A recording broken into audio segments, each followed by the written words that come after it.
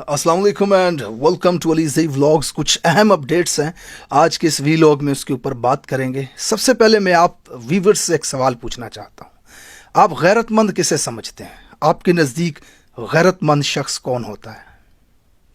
चलें मज़ीद आसान कर देता हूं आपके लिए। मैं एक शख्स है जिसे ताकतवर शख्स आकर के कहता है कि मैं तुम्हें फ़ायदा भी दूंगा, तुम्हें पैसा भी दूंगा, लेकिन तुम्हारी बहन को जलील करूंगा, तुम्हारे भांजों को जलील करूंगा, उन्हें पकड़ूंगा, जेल में डालूंगा, उन्हें मारूंगा, लेकिन तुम फ़ायदा लेकर के खामोश रहना। ऐसे शख्स को आप क्या कहेंगे? ये चौधरी शुजात साहब हैं और ये उनकी बहन है। मैं ते उन्हां भरा ते पिछे भी लानत पे जेड़े इन्हां दे नाल बैठे ने उन्हां ते भी लानत भरा मारे। बड़ा मेरा भरा है ना, लेकिन इस वक्त मेरी शर्म नहीं आती उन्हां अपना भरा कहते मेरी भैन की इज्जत देती है। ये वही भरा ने जिन्होंने मैंने डिस्ट्रिक्ट कौंसल के इलेक्शन वक्त आख्या कि दूर ला दे, या तो मैंने कि सारे खानदान च औरतां बाहर नहीं जांदियां। मुबारक देंगे ना, उन्हां नूं मुबारक देंगे, फोन करांगे मुबारक, बहुत बहुत मुबारक होए तुहाडी भैन दे नाल आए होए ते तुहानूं बहुत बहुत मुबारक है। ऐ कवांगे ना, मैं खुद कवांगी ना मुबारक दे, वो है ने हकदार ने मुबारक दे जी। एक भाई के लिए इससे बड़ी बदनसीबी क्या होगी कि उसकी बहन खड़ी होकर के सारी दुनिया के सामने उस पर लानत भेज दे। वो बहन कितनी सताई गई होगी, वो बहन कितनी तड़पाई गई होगी कि साथ के जने भाई को भी लोगों के सामने आकर के कहे कि लानत भेजती हूँ मैं ऐसे भाई पर। कितनी बदनसीबी है ये, कितनी बदबख्ती है उस शख्स की। लानत ऐसी सियासत के ऊपर, लानत ऐसे इक़्तिदार के ऊपर जहाँ पर बहन के साथ ये सलूक किया जाए, और दूसरी तरफ आप इक़्तिदार की लालच में, पैसे की लालच में आकर के उन दुश्मनों के साथ खड़े हो जाएं जो आपके बहनों या आपके भांजों और आपकी बहनों के ऊपर ये वाला जुल्म करते हैं। इस सियासत ने हमें वो चेहरे पाकिस्तान के अंदर दिखाए हैं कि यकीन जानो मुसलमानी के, इनकी मुसलमानी के ऊपर से एतबार उठ जाता है हमारा, इनकी गैरत के ऊपर से। बहुत सख्त अल्फाज इस्तेमाल कर रहा हूँ मैं इस वक्त, कोशिश कर रहा हूँ कि मैं नर्म अल्फाज इस्तेमाल करूँ, लेकिन एक ऐसे भाई के लिए मैं क्या अल्फाज इस्तेमाल कर सकता हूँ जिसकी बहन उसकी तरफ से किए गए जुल्मों की वजह से, उसके साथ ना खड़े होने की वजह से मजबूर होती है ये कहने पर कि लानत है ऐसे भाइयों के ऊपर। आज जो को चौधरी परवेज़ इलाही उसके बच्चों, उसके ख़ानदान के साथ हो रहा है, और दूसरी तरफ चौधरी शुजात साहब जो हैं वो इक़्तिदार की लालच में कैसे इस्टेब्लिशमेंट के आगे मोहरा बने हुए हैं, ये आपके सामने है। उसके बाद बल्ले का निशान ले लिया जी। अच्छा, बल्ले का निशान लेने से तहरीक इंसाफ को क्या नुकसान होगा, ज़रा इसके ऊपर भी नज़र डालते हैं। सबसे पहले समझने वाली बात यह है कि तहरीक इंसाफ का कारकुन इतना जनूनी कारकुन है जो सुबह उठ के सबसे पहले मोबाइल खोल के सोशल मीडिया को स्क्रॉल करता है और एस्टेब्लिशमेंट की तरफ से की गई हरकतों के ऊपर गहरी नज़र रखता है, मालूमात हासिल करता है और फिर उसके बाद बग़ैर किसी फ़ायदे के उस मालूमात को पूरी दुनिया के साथ शेयर करता है। यानी कि चंद घंटों के अंदर इनकी तरफ से डाली गई वारदात पूरे पाकिस्तान के अंदर स्प्रेड कर दी जाती है।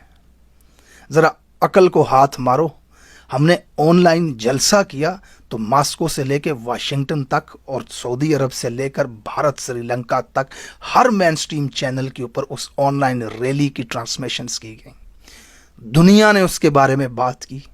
ये है तहरीक इंसाफ का कारकुन। आप अगर बल्ले का निशान लेके घोड़ा दे देंगे, हाथी दे देंगे, हम आने वाले चंद घंटों के अंदर पाकिस्तान की हर देखती आंख और सुनते कान तक ये बात पहुंचा देंगे कि इमरान खान का ये निशान है, ठप्पा आपने इसके ऊपर लगाना है। तो बताइए पाकिस्तान तहरीक इंसाफ को इसका क्या नुकसान होगा? अभी तो इलेक्शन में बहुत दिन पड़े हुए हैं। हमने जो भी निशान तहरीक इंसाफ को मिलेगा, पहली बात तो यह है कि ये बल्ले का निशान कोर्ट से वापस मिल जाएगा, अदालत से, लेकिन अगर बिल फर्ज नहीं भी मिलता तो इससे पीटीआई को कोई नुकसान नहीं होने वाला। पीटीआई का कारकुन इस वक्त, हर पाकिस्तानी पीटीआई का कारकुन है। 90% पाकिस्तानी इस वक्त जो हैं वो पीटीआई की सोशल मीडिया टीम है, पीटीआई के कारकुनान हैं। क्या ये बात किसी पाकिस्तानी से ढकी छुपी रह सकती है कि इमरान खान को बल्ले के बजाय ये निशान दे दिया गया? इस तरह की भोंडी हरकतें करके आप लोगों के दरमियान खुद के लिए मज़ीद नफ़रत पैदा कर रहे हैं। तहरीक इंसाफ को इससे कोई नुकसान नहीं होने वाला। उसके बाद کاغذات نامزدگی جمع کروانے والے جو حضرات اس وقت جا رہے ہیں ان کے ساتھ جو سلوک کیا جا رہا ہے یہ بڑی سمجھنے والی بات ہے. پولیس ان کو روکتی ہے, ڈنڈے مارتی ہے, پکڑ کے لے جاتی ہے, ڈی آر اوز کے دفتر بند ہو جاتے ہیں, تالے لگا دیے جاتے ہیں, ایکسیپٹ نہیں کرتے پیپرز, کہتے ہیں کہ اوپر سے آرڈرز ہیں.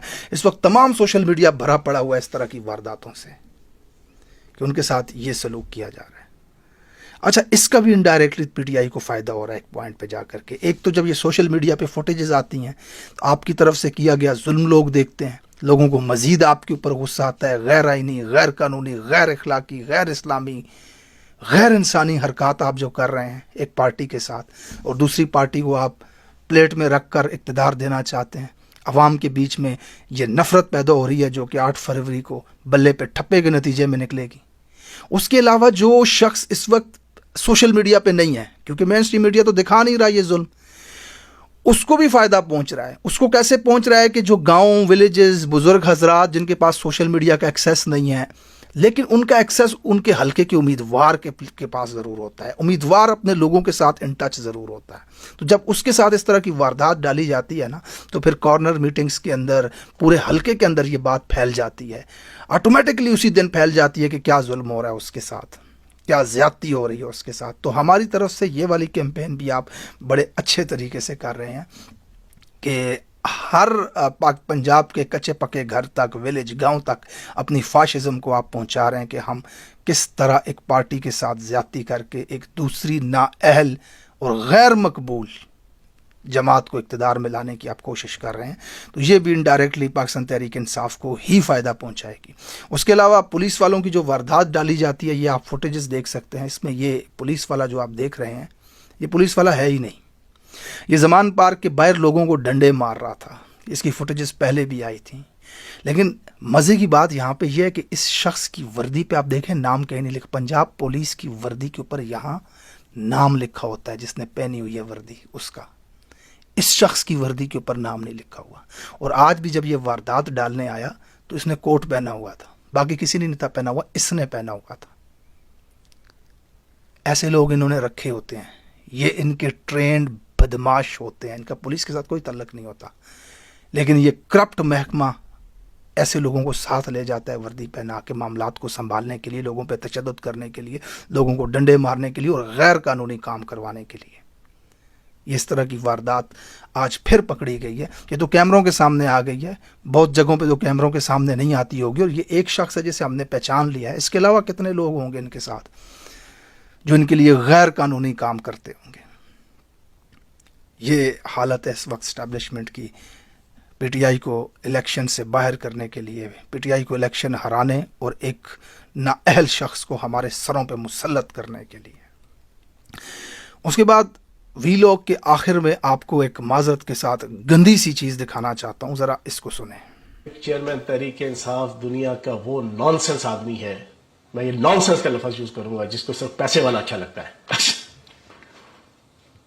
جس کو صرف پیسے والا اچھا لگتا ہے, وہ اتنا پیسے کا حریص لالچی شخص ہے.